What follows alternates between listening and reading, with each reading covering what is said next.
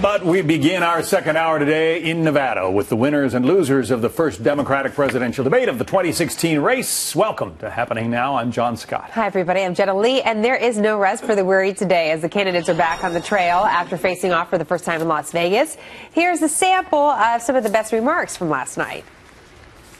You know, everybody on this stage has changed a position or two. We've been around a cumulative quite some period of time.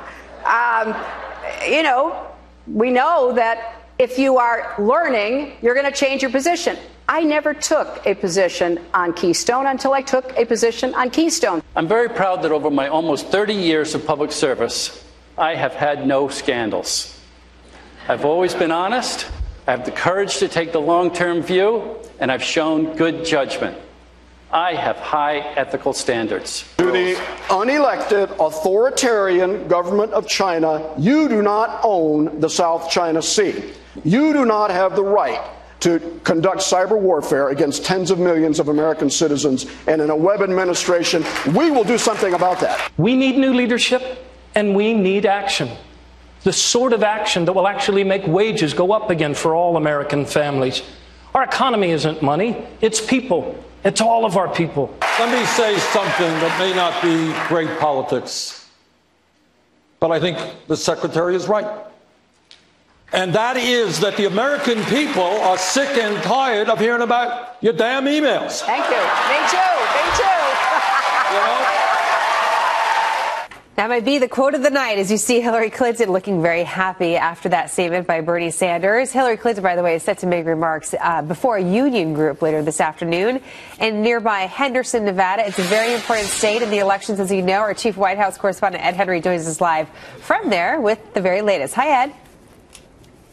Good to see you, Jenna. This is where Hillary Clinton will be in a few hours. One would expect she'll be in a little better mood than she perhaps has been at other campaign stops around the country where she's been facing a lot of pressure, questions from the media, also sliding polls amid these questions about her email. You saw that exchange, as you said, probably the quote of the night, Bernie Sanders, her chief Democratic rival, really throwing her a lifeline and saying, I don't care about this email thing. Let's move on.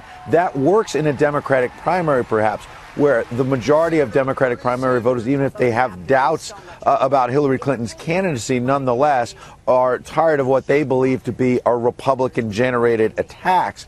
So the point is that this may help Hillary Clinton lock up the nomination. I spoke to her top advisors late into the evening last night after the debate here in Vegas area, and they basically were saying this was the best day of the entire campaign for them because they feel that she really turned a corner and that it's less and less likely that Vice President Joe Biden has a rationale to get in part because they believe that Hillary Clinton took, one of her biggest liabilities, which is this email issue, and turned it around in part by going after Kevin McCarthy and Republicans. Listen.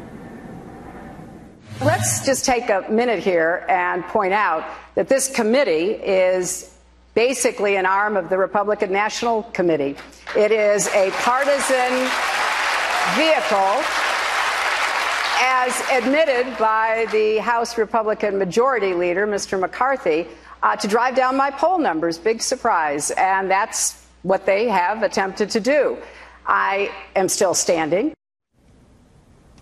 I am still standing. Another key line from Hillary Clinton, despite the attacks.